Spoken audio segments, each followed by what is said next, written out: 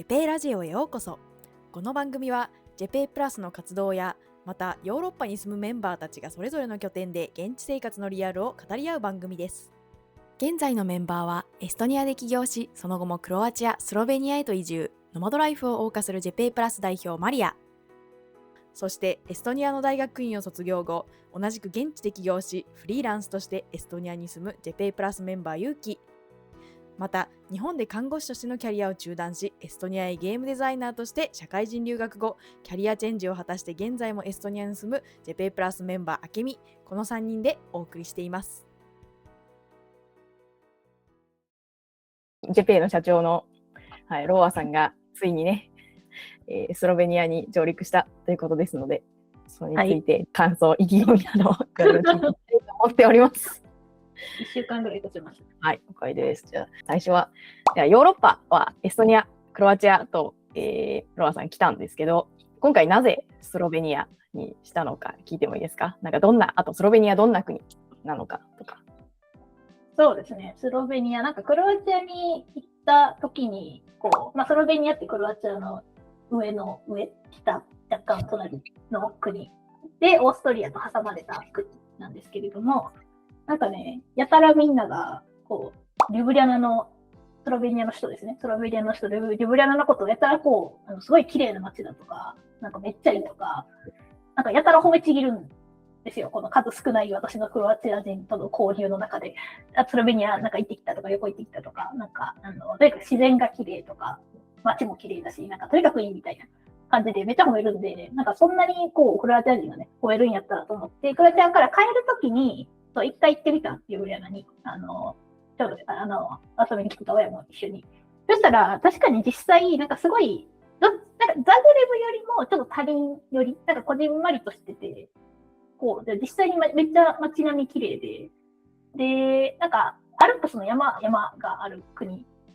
ですよね。なんで、なんかお水が雪解け水みたいな感じですごい綺麗と。だから結構水道水そのままガブガブ飲めちゃうみたいな感じやって、2日ほどってんけど、なんか良かったと。ので、ちょうどデジタルノマドビザも去年ぐらいからかな、始まってたとこだったので、隣の国やし、引っ越しもしやすいだろうということで、デジタルノマド延長線としてスロベニアに来ましたっていう感じですね。はい。なんかエストニアとクロアチアのなんか中間ぐらいみたいなことを言ってましたけど、実際の国の規模的にもなんかそういう感じなんですかね。エストニアよりは大きい、クロアチアよりは小さい。エストニアよりは大きい。多分人口も200万人ぐらいやったかな。確か。だから、エストニアよりかは大きいけど、クロアチアよりかはちっちゃいみたいな。ちょっとクロアチアより、実際のバルカン諸国やしっていう感じで。なんで、なんか店とかはほぼクロアチアと一緒。なんか全然スマホのサービスもそのまま使えるとかさ。なんかスーパーがほぼ一緒とか。なんで、もうなんかクロアチアで1年間よく見知ったものが全然あるっていう感じ。なんか言語も、近いしね。でもまたここもスロベニアも結構全然英語で通じちゃう。少なくともリュブリャナは観光都市なので全然英語通じてるし、そうね、今んとこなんかめっちゃスロベニア語で喋りかけられて怖かったですみたいなこともほぼなく、みんな英語で話しかけてきてくれますね。なるほど。はい。了解です。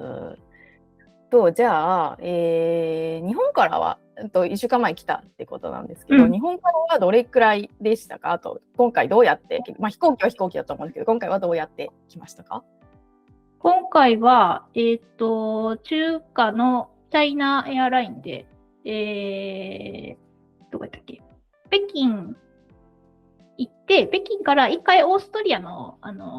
ウィーンに来ました。なんかすごい安かったので、その路線が。で、ウィーンから、リュブリャナまでバスで5時間ぐらいかけて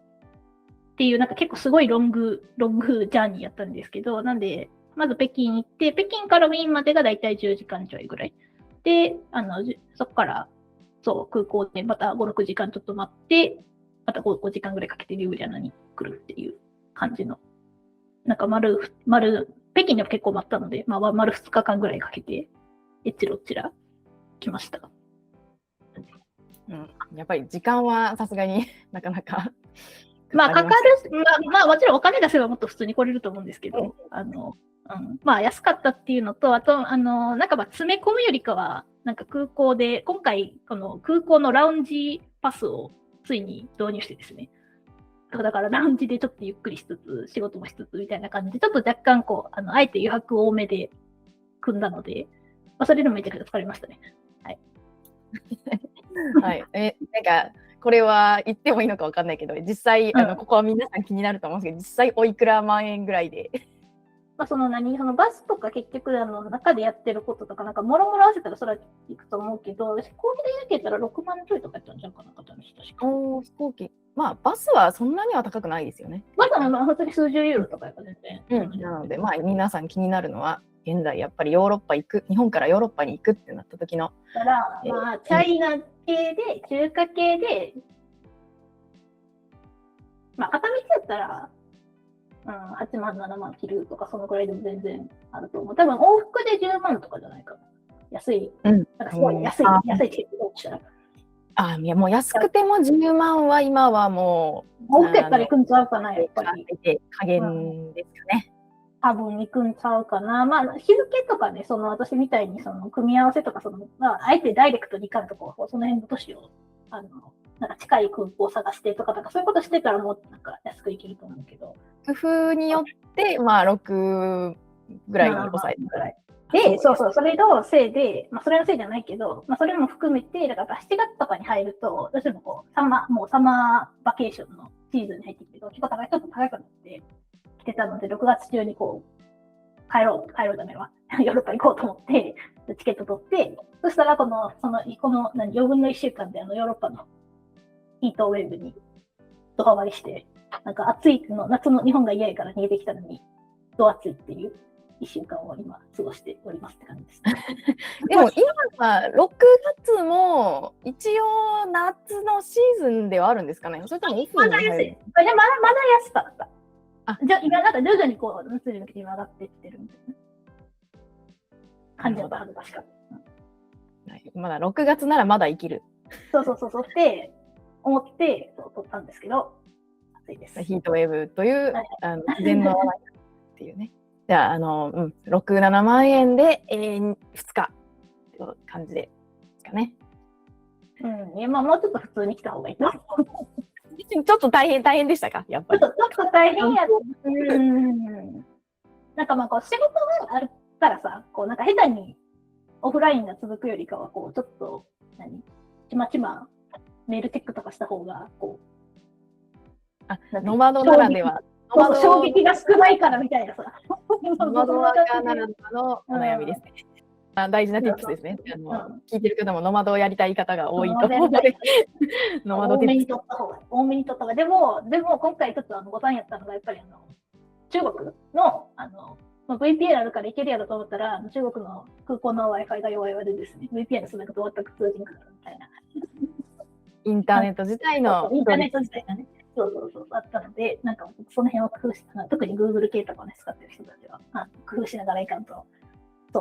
やばい、ログインできんとか言って。やっぱ VPN があっても、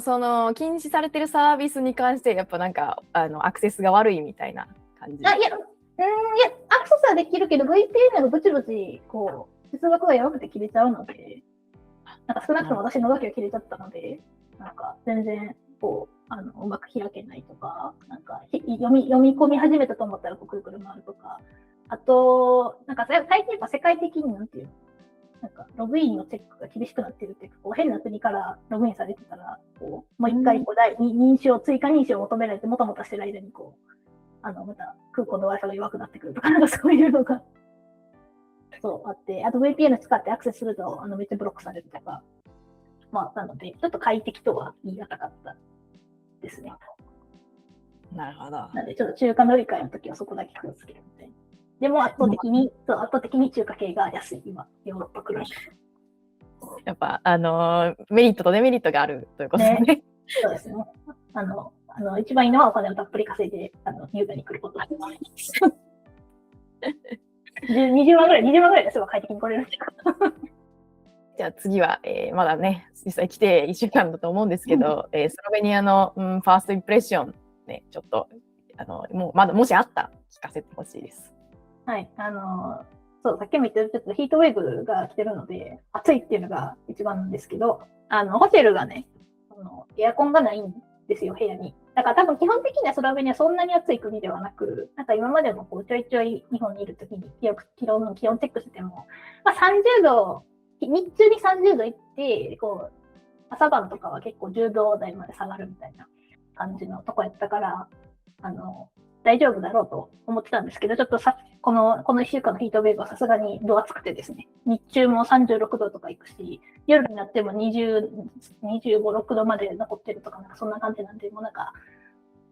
とにかく暑くてですね、ホテルに入れないという感じになって、今、コワーキングスペースを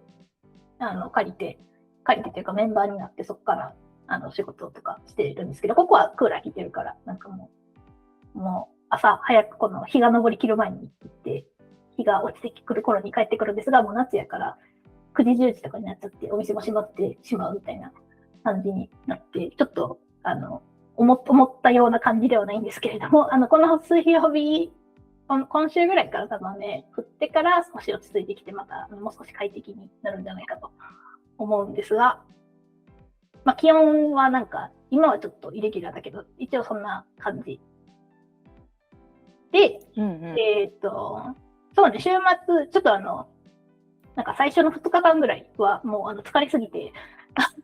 全然もう仕事するだけで精一杯やったんやけど、なんか週末にちょっと出かけてきたんですが、なんかね、自転車が、無料じゃない、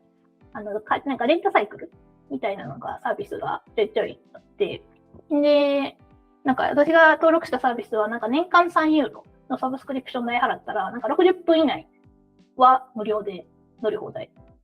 みたいなサービスがあって、で、そこ自転車道がすごい、街の真ん中のあたりは全部整備されてて、もうなんかもうそれに沿っていけば、うちのホテル、ちょっと離れてるんですけど、ホテルからもう真ん中中心部まで、ずっと自転車道を広々と通っていけるみたいな感じで、自転車すごい快適な街ですね。なんか自転車が便利っていうのはこうヨーロッパあるあるな感じですね。そう。まあでも自転車とあのくらい整備されてたら、まあ、自転車乗ってもいいかなみたいな感じ。ちょうど日本が自転車の取り締まりが厳しくなるみたいな。ちょうどそれを後にしてきたから、そう、なんか、いろいろ考えました。そうですね。エアコンの話ちょっと出ましたけど、多分スロベニアの気候自体は私たちがエストニアに住んでて、まだ30度いかないぐらいに、本当25度、連日25度ぐらいとかで、だって、今ヒートウェーブ本場になっちゃってる西ヨーロッパの方がもう連日40度あたりとかなので、スロベニアは話聞く感じだとちょうど中間みたいな。そうね。まあだからそんなに、そこまでやばくはないし、今言うて、スーパーとか、デパートとかちゃんとエアコン効いてるので、まあバスとかもそうやし、なんでそこまでやばくはならない。まあ、と思うんですけれども、まあホテルとかそういうとこだと、まあ部屋にエアコンないとかは割と普通っていう感じっぽい。まあ言ってだから小さい扇風機があって、ファンがあるっていうような感じなんやけど、そう、だから基本的にはそんなに暑くならない国だとは。